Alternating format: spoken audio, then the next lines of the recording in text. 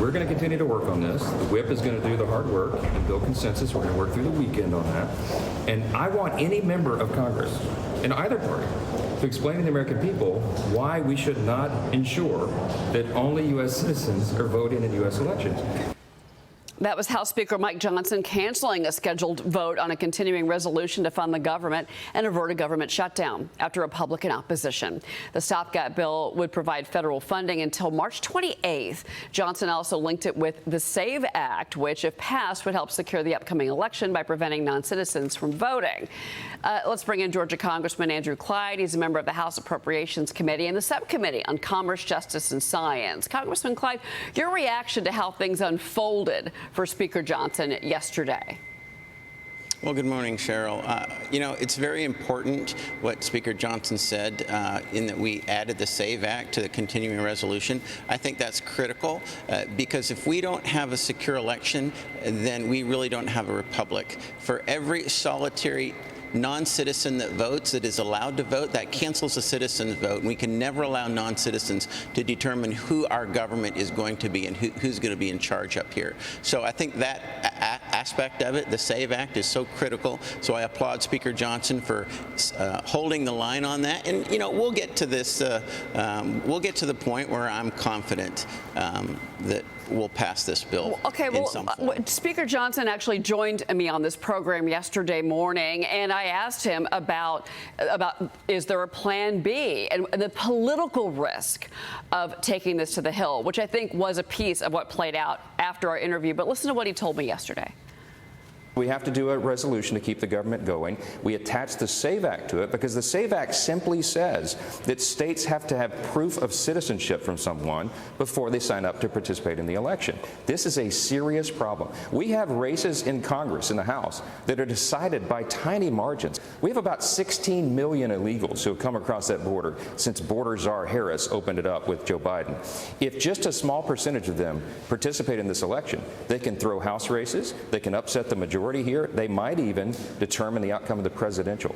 But I also had Congressman Austin Scott on the program yesterday, and he said that his concern was that Republicans would lose control of the House in November if there was a government shutdown. So this road that Johnson is taking, Speaker Johnson is taking, has a lot of political risk.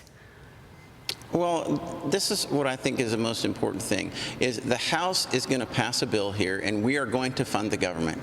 You know, if the Senate wants to not include the most important thing that the people want, and that is to ensure that only citizens can vote, then it's going to be on the Senate. If the president decides to veto it, then that's on the president. But the House is going to do our job, and we are going to fund the government, and we are going to include protections for the election. That's what the American people want, and that's what we're going to get. What we're going to give them, and I applaud the Speaker for holding the line. Okay, so would you vote for the continuing resolution without the SAVE Act if that's what ends up back in your chamber? Well, I'll tell you this, that's not Plan B. There is no Plan B. This is Plan A, and we're going to stick with Plan A, and we're going to hold the line on Plan A. Okay.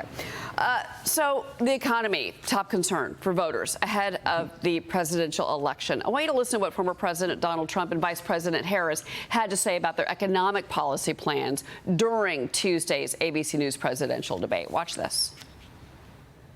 Do you believe Americans are better off than they were 4 years ago? I am actually the only person on this stage who has a plan that is about lifting up the middle class and working people of America. My opponent has a plan that I call the Trump's sales tax. Well, I have no sales tax. That's an incorrect statement. Everybody knows what I'm going to do. Cut taxes very substantially and create a great economy like I did before. What Goldman Sachs has said is that Donald Trump's plan would make the economy worse. She doesn't have a plan. She copied Biden's plan. But I want to add here, Congressman Clyde, that the Tax Foundation said that her proposals, now that we have them, by the way, which includes hiking the corporate tax rate to 28%, would vaporize about 800,000 full-time equivalent jobs. Her policy proposals would be a disaster for this country. I think the president was spot on when he described her plan as run, spot, run. I think that was the extent of what the Kamala Harris has. She is using what Biden has used for the last 3.5 years, and it has been a disaster for this economy. And we know that's the #1 issue with the American people. And they know that President Trump created the strongest economy that this nation has ever seen during his first presidency. And so that's why the American people trust President Trump when it comes to who's going to make the economy better, and are they going to be better in 4 years? Yes, they will under a Trump administration. No, they won't under a Harris administration. Todd Pyro's on set with me. Todd. Congressman, obviously President Trump is campaigning across the country in Arizona today. What are you and your fellow Republicans in Georgia that are in Congress doing to campaign for the president? Because you have to be out there. Obviously, you guys are every 2 years in a re-election. Are you hitting the pavement and basically driving home the points that President Trump wanted to make in the debate, should have made in the debate, did make in the debate, driving home these points to the voter in Georgia? Because let's face it, if he doesn't win Georgia, he loses this election probably.